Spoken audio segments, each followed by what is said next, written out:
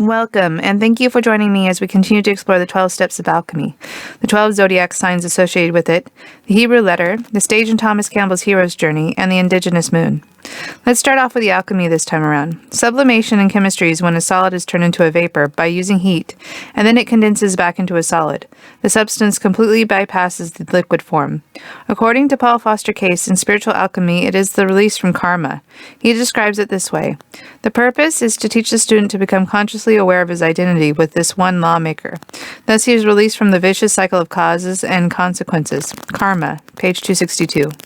He goes on to say later, just as men chained to the earth for millennium by the law of gravitation now fly faster than any bird, by utilizing an aspect of the same law, so does practical occultism pay his karmic debts in another, more valuable kind of cosmic currency. For his work gives him access to that treasure of treasures, which enables him to strike the balance without pain. Page 264. Then later he writes, Key 11 Justice gives us a strong hint that sublimation includes elimination. This is also suggested by the fact that Libra rules the kidneys, organs of elimination, which maintains the chemical balance of the blood. The hint in the picture is the uplifted sword in the woman's right hand.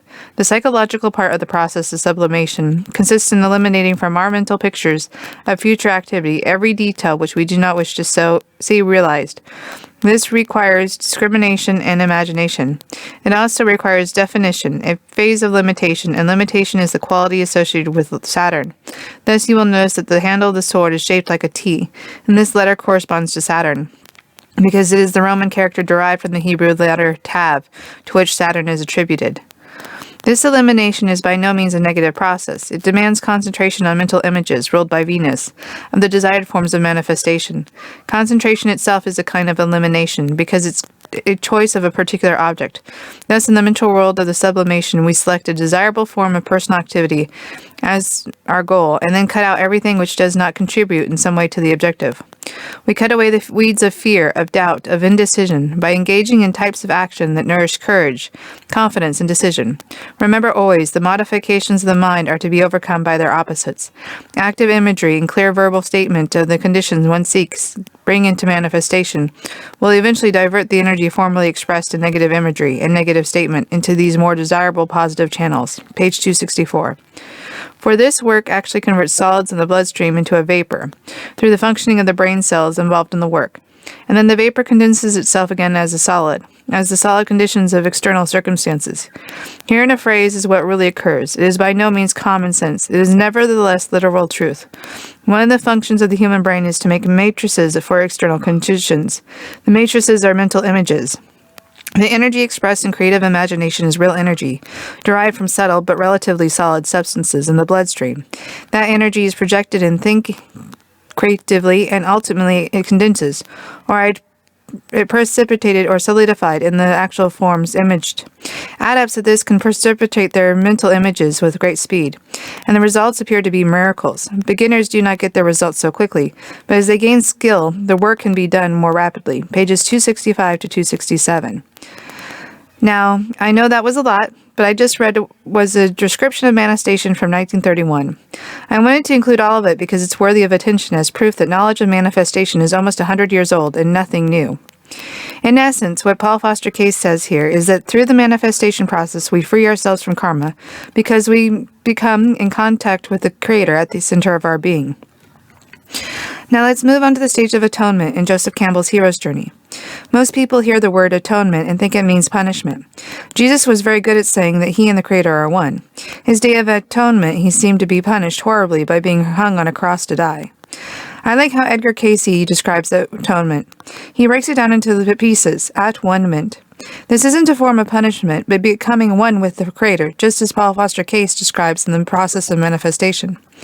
Joseph Campbell starts off the chapter on atonement with the Father with this quote from Jonathan Edwards to his New England congregation.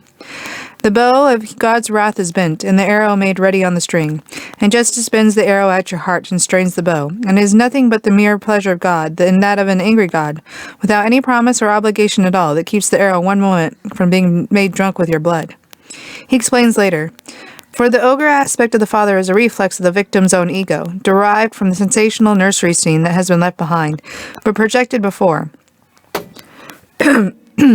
And the fixation idolatry of that pedagogical nothing is itself the fact that keeps one steeped in a sense of sin, stealing the potentially adult spirit from a better balanced, more realistic view of the Father, and therewith the world. Atonement, at one mint, consists in no more than the abandonment of that self-generated double monster. The dragon thought to be God, superego, and the dragon thought to be sin, repressed id. But this requires an abandonment of the attachment to ego itself, and that is what is difficult. One must have a faith that the Father is merciful, and then a reliance on that mercy. Therewith, the center of belief is transferred outside of the bedeviling God's tight, scaly ring, and the dreadful ogres dissolve. Page 110. Now let's look at the sign of Libra. This is the only zodiac sign that is an object. The scales of justice from the goddess Themis, the Greek personification of law. Venus rules Libra and Saturn is the ruler. Now the goddess of love, ruling the sign of justice and law, may be thought of as an odd, but the symmetry of natural law is beautiful. Saturn's exaltation makes sense as well, since laws bring limitation, and those awaiting justice are usually limited by being placed in jail. Now it makes perfect sense that key 11, Justice, is the card for this stage of the 13 systems.